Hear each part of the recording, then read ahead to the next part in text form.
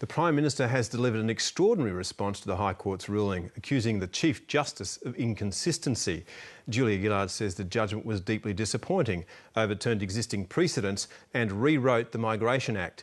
As Hayden Cooper reports, she's now getting urgent legal advice on her options.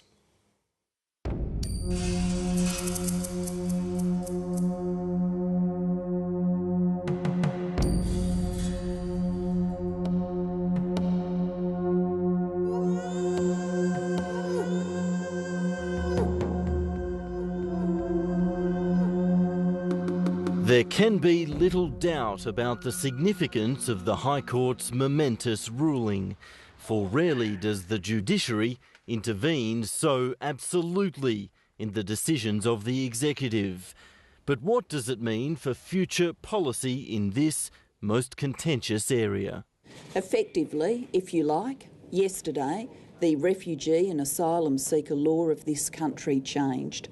The High Court's decision basically turns on its head the understanding of the law in this country prior to yesterday's decision. This is an enormous blow to governments of both political persuasions. Law professor and human rights expert Frank Brennan believes the ruling has major implications for all forms of offshore processing and casts a dark cloud over Nauru and Manus Island as possible solutions. A profound cloud. What we can say is that there are two hurdles. First of all, the necessary precondition that you have a legal regime in place. That's where Malaysia fell. Manus Island and Nauru, maybe they'd get over the necessary hurdle, but do they actually have sufficient protection, in fact, of human rights and proper processing of people in those countries? An open question. And for either side of politics, if they did decide to go ahead with Nauru or Manus Island, they'd be challenged in court, wouldn't they? Undoubtedly.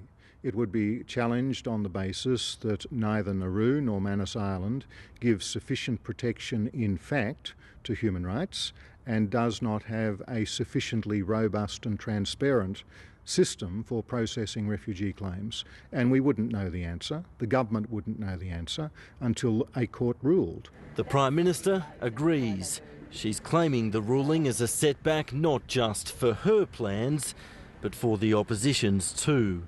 It is far from clear whether the court's ruling would, practically speaking, permit the operation of offshore processing in other locations, even in locations where offshore processing has been conducted in the past.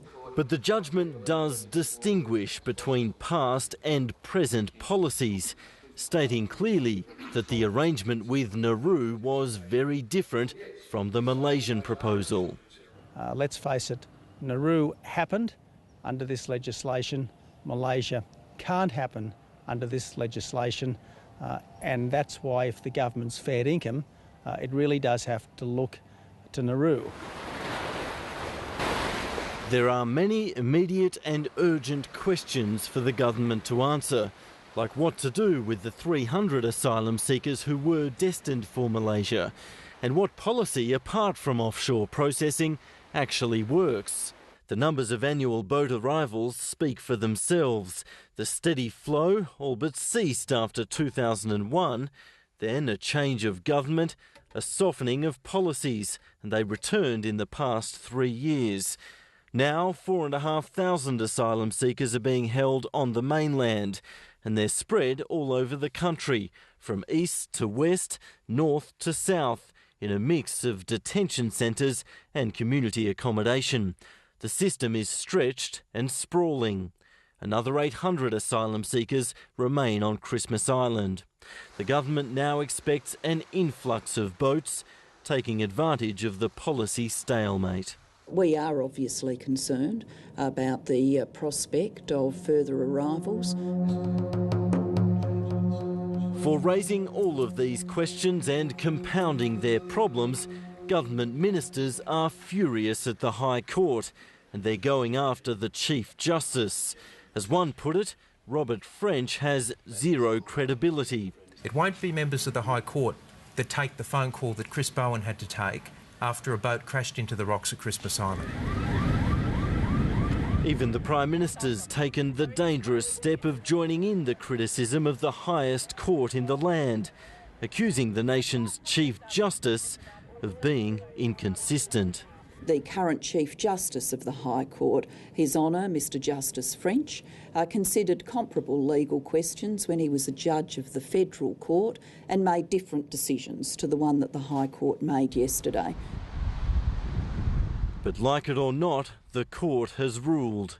There's no going back. This is not a matter of judges inventing rights. It's not a matter of judges developing the common law. It's simply a matter of judges saying we are interpreting a statute, a very complex statute. But guess what?